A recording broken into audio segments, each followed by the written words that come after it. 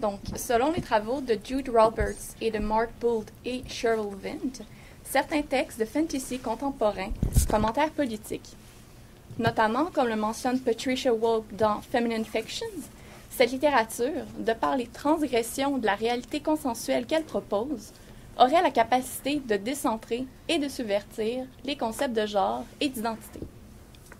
Donc, pour Catherine Hume et Brian Atterbury, ces transgressions incluent, entre autres, l'usage de la magie, qui est codifié par des normes rigides et qui est un fait physique, a physical fact, dans l'univers où elle prend forme. Donc, Atterbury rappelle toutefois dans Strategies of Fantasy que le code générique de la magie, once admitted to the fictional world, works to redefine everything else. Donc, par conséquent, nous avancerons ici que la magie peut être redéployée en fantasy, queerisée, afin de questionner et déstabiliser la division entre le féminin et le masculin, de même que la notion d'identité fixe. Donc, parce que la magie permettrait le brouillage et la redéfinition des frontières traditionnelles des identités, elle posséderait en effet un potentiel subversif. Donc, nous proposons donc d'étudier le true name, qui est une des manières dont le trope de la magie peut se manifester en fantasy. Le true name, donc beloved, de la figure énigmatique du Fool. Donc, le Fool est un personnage qui incarne tant des identités féminines que masculines et qui apparaît dans la série de fantasy The Realm of the Elderlings de l'autrice américaine Robin Hobb. Donc, Jude Roberts décrit cette série dans son article Legislation, Social Pressure and the Body comme, et je cite, a wide body of work which engages with issues relating to gender identity and gender politics. It explores masculinity and gender ambiguity in relation to state power. Donc, The Realm of the Elderlings, vous l'aurez compris, c'est une série très vaste, c'est difficilement résumable en une phrase. C'est composé notamment de 5 séries séparées qui vont se recouper entre elles. Donc, rapidement, la façon que j'ai trouvée pour définir ou donner une définition de la série, c'est ça va raconter, dans le fond, les événements qui entourent le retour des dragons et des Elderlings et du décentrement de l'hégémonie humaine que ça va créer, essentiellement. Donc, la question du Fool a suscité plusieurs polémiques, tant, en fait, chez les autres personnages que chez les lectrices-lecteurs. Donc, il nous a paru pertinent de nous intéresser à son illisibilité identitaire, soit à son impossibilité d'être lu, interprété, fixé en fonction des codes et des signes qui sont socialement associés aux oppositions binaires entre le féminin et le masculin, donc entre l'homme et la femme. Donc, mentionnons toutefois que cette illisibilité identitaire contiendrait paradoxalement en elle-même les conditions de sa lisibilité. Donc, les normes féminines et masculines sont présentes, mais mélangées, mouvantes et brouillées. Donc, dans le cadre de cette communication, nous chercherons à explorer comment l'usage du code générique du true name pourrait contribuer à ce brouillage. Donc, ce type de magie pourrait-il permettre de jouer du genre, soit de défier, de mettre en lumière et de dépasser les normes genrées et la conception de l'identité fixe. Donc, nous attarderons plus spécifiquement sur la manière dont la magie performative qui est issue du true name Beloved contribuerait à la subversion de l'idée d'un genre fixe, en brouillant les frontières entre le féminin et le masculin, de même qu'à la configuration du concept d'identité unique et stable, aux frontières étanches. Dans The Encyclopedia of Fantasy, Devin Langforth définit le true name comme a shorthand for deep understanding of the named thing's essence, identity, or Achilles' heel. Donc, sur cette convention de la magie, Atterbury ajoute, et je cite, The knowledge of names gives power over the thus named things. La magie, renchérit-il, is indeed not merely codified. It is itself a code as old as language. It is as rule-bound as language.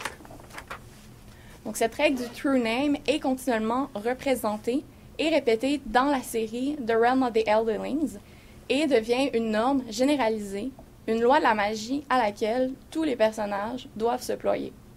Donc, l'esprit de Maltha, qui est déchiré en 2 dragons qui luttent pour sa possession, est reconstitué en une entité stable par Amber. Amber, qui est une identité féminine du Fool, je reviendrai. Le jeune Wintrow ramène le roi des pirates Kenneth de la mort en prononçant son nom. et Fitz, batteur de la lignée royale des Falseus, narrateur principal et meilleur ami du Fool, est séparé du loup Night-Eye avec lequel son identité a fusionné et est forcé à réintégrer sa chair morte par Burrick qui l'appelle. Donc, par ailleurs, Fitz démontre une conscience particulièrement aiguë du pouvoir que renferme la connaissance du true name d'autrui. Et là, ça devrait marcher. What is your name? Your real name? Ha, his, et là on parle du Fool ici. His manner was suddenly grave. He took a slow breath. My name. As in when my mother called me at my birth. I suddenly realized the immensity of what I had asked him. It was the old naming magic. If I know how you are truly named, I have power over you. If I tell you my name, I grant you that power. The name my mother gave me, I give now to you to call me by in private. He took a breath and turned back to the fire. He closed his eyes again, but his grin grew even wider. Beloved. She called me only beloved. Fool! I protested. He laughed, a deep chuckle, a rich chuckle of pure enjoyment, completely pleased with himself. Oh, she did, he insisted. Fool, I'm serious. Donc, le true name du Fool est à la fois révélé et masqué par l'humour, qui est une stratégie qui est systématiquement employée au fil de la série pour visibiliser et dissimuler, pour rendre aiguës certaines réalités qui sont énoncées par le Fool. Donc, Fitz, par conséquent, croit que son ami se moque de lui, s'inquiète de l'homosexualité dont il pourrait être taxé s'il avait le malheur d'employer ce prénom-là. Donc, la menace de l'homosexualité pour l'identité masculine hétéronormée de Fitz est d'ailleurs soulignée à plusieurs reprises dans la série, qui présente l'acceptation progressive du narrateur d'identité non hétéronormative. Fitz souligne le pouvoir que recèle le langage, et plus particulièrement le naming, la dénomination. Donc la puissance qui en découle relève du contrôle, de l'essence ou l'identité, pour reprendre les termes de Langford, d'une domination instituée dans et par les mots, la parole. Donc le nom chez Hobbes n'est toutefois pas uniquement un outil d'oppression. Donc créateur, il permet aussi de faire apparaître, de donner une forme lisible à celui, celle ou ciel qu'il désigne. Donc la dénomination devient énonciation performative, celle qui produit ce qu'elle énonce, lui donne une existence, une identité, et qui ne peut être séparée de la notion d'autorité. Donc en effet, la performativité du langage étant éminemment contextuelle, tous et toutes ne peuvent s'approprier son pouvoir. Le contexte de l'énonciation prend alors une place importante dans la capacité de la parole à donner forme, à créer une identité. Ainsi le souligne The Fool dans ces mots qui sont adressés à Fitz.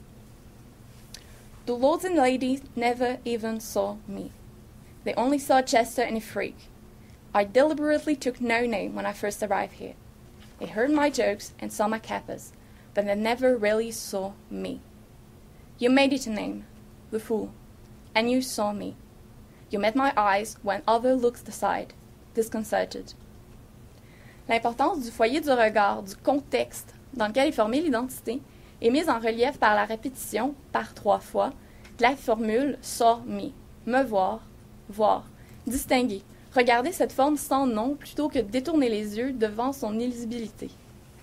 L'absence d'un nom a pour conséquence de brouiller, de créer une forme floue, une forme folle, un freak, un fou dont la silhouette échappe à l'entendement. Pour que le sujet advienne, donc pour que le « je » soit configuré en un arrangement compréhensible, accessible et légitime, il faut un prénom que seul le narrateur possède l'autorité discursive d'octroyer.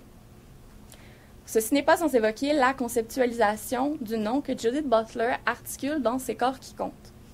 Dans cet ouvrage, la philosophe mentionne que pour Lacan, le nom possède une fonction d'attribution de l'identité. Forme de pacte, d'accord social, de loi, il est investi du pouvoir de rendre durable et reconnaissable ce qu'il nomme. À cette théorisation du prénom, Butler ajoute que, et je cite, « Le nom ne se contente pas d'être le support, la manifestation de la loi. Il l'institue. Dans la mesure où le nom garantit et structure le sujet nommé, lui conférant une stabilité et une légitimité sociale, il semble détenir le pouvoir d'opérer la subjectification. Il produit le sujet sur la base d'une interdiction, d'un ensemble de lois qui différencient les sujets à travers la réglementation obligatoire des positions sociales sexuées. Fin de la citation. Dans ce contexte, parce qu'elle fait office de loi au sein de la diégèse, l'autorité narrative de Fitz contribue à faire apparaître le personnage du fool, donc à le rendre visible et compréhensible en lui octroyant une identité stable, lisible et relativement légitime. Donc, ce faisant, la dénomination fool, qui est octroyée par le narrateur, contribue parallèlement à donner un genre au personnage, masculin dans ce cas-ci, même si ça peut être discutable, les personnages ne s'entendent pas tout le temps sur le genre du fool, même sous cette identité-là. Donc, car tant le nom propre que les désignations et les pronoms impliquent et modèlent implicitement un corps sexué. Comme l'explique Paul B. Preciado dans Manifeste contrat sexuel, le nom d'un sujet, manifestation de son identité, et une manière par laquelle le genre marque et produit celui-ci comme genré. Les corps sont ainsi, et je cite, réappropriés comme féminins ou masculins dans le système social. Fin de la citation, ce qui n'est pas sans faire écho à la réglementation obligatoire des positions sociales sexuées telles que définies par Butler. Tant nom propre que through name peuvent être considérés comme des actes de langage, des performatifs, contribuant à la production unique et stable, genrée. Donc, d'une identité unique et stable et genrée. J'ai sauté un mot. Donc, tous deux font office de loi. Donc, parallèlement, dans The Realm of the Elderlings, la magie, à l'instar du langage, on retrouve le parallèle que j'ai souligné et que Atterbury souligne d'ailleurs au début de ma communication.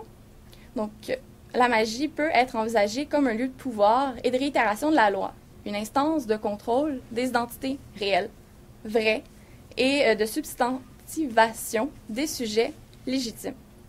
Donc, il est par ailleurs intéressant de souligner que la puissante magie de l'art, the skill en anglais, de laquelle découle l'usage du through name, est intimement lié au pouvoir royal. Donc, ces secrets sont jalousement gardés par la lignée souveraine des Phaséus, qui, elle seule, en connaît l'usage. Donc, on peut ainsi déceler un fort parallèle à l'intérieur de la série entre pouvoir de l'État, magie institutionnalisée, légitime, et contrôle des identités. Comme nous l'avons vu dans la définition du true name, identité et essence, substance, sont intimement liées. Donc, la connaissance d'un nom relève de la compréhension du vrai, de l'essence de l'identité. Toutefois, parce qu'elle découle aussi d'une conception de l'autre qui est octroyée par une autorité discursive, royale, celle de celui, celle ou celle qui maîtrise la magie du skill et ses lois, et qui a droit de parole, donc, elle contribue paradoxalement à imposer une forme au personnage interpellé.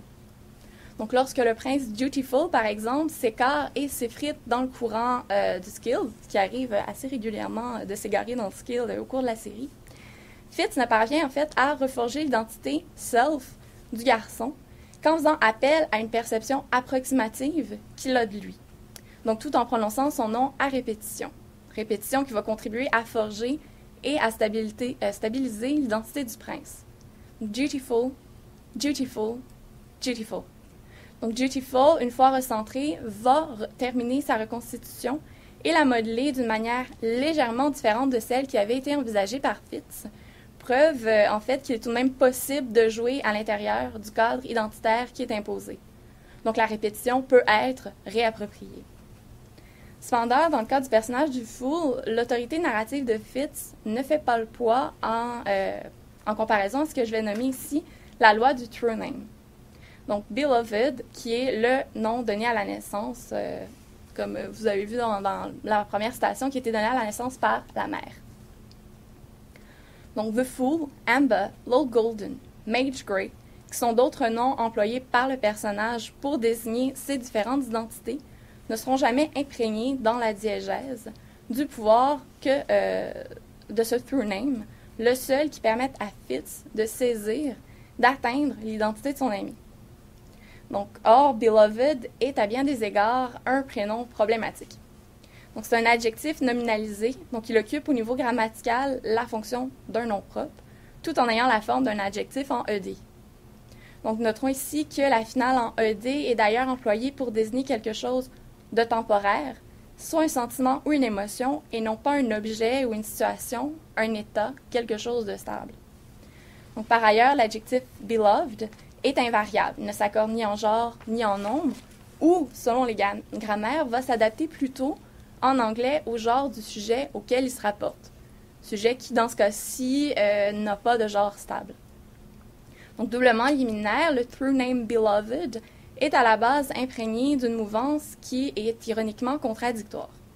Car si le mouvement devient inhérent à une chose, une définition, on peut se demander s'il est véritable fluidité et si la définition, en fixant, ne rend pas le mouvement paradoxalement caduque. Donc, The Fool énonce même cette contradiction en mentionnant que, certes, Yel a un through name, que ce through name permet de connaître qui Yel est, mais que words do not contain or define any persons. Donc, ainsi, le nom beloved n'est pas en totale conformité, mais n'est pas non plus en infraction vis-à-vis de la loi de la magie, du through name et du nom genré. Donc, va se créer alors plutôt un espace de flou, un entre-deux qui va permettre la réarticulation. Donc là, comme le mentionne Judith Butler, et je cite, « Là où est attendue une uniformité du sujet, peut se produire le refus de la loi, qui met subtilement en question la légitimité du commandement en réarticulant, je l'ai répété à 2 reprises, la loi contre l'autorité qui la prononce. L'interpellation perd ainsi son statut de simple performatif, d'acte de discours doté du pouvoir de créer ce à quoi elle réfère, et crée plutôt ce qu'il n'avait jamais voulu créer, sa signification excédant tout référent visé. » Fin de la citation. Et il y a en effet retournement de la loi contre l'autorité qui la prononce, celle de Fitz dans ce cas-ci, dans la série The Realm of the Elderlings.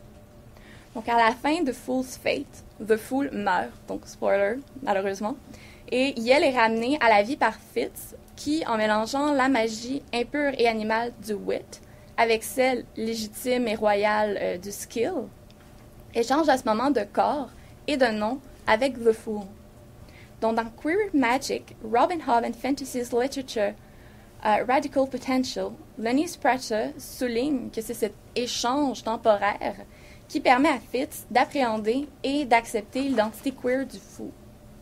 Cependant, cet événement n'est pas exempt de conséquences qui se manifestent principalement dans la dernière trilogie, The Fitz and the Fool, qui est publiée en 2014 et 2017.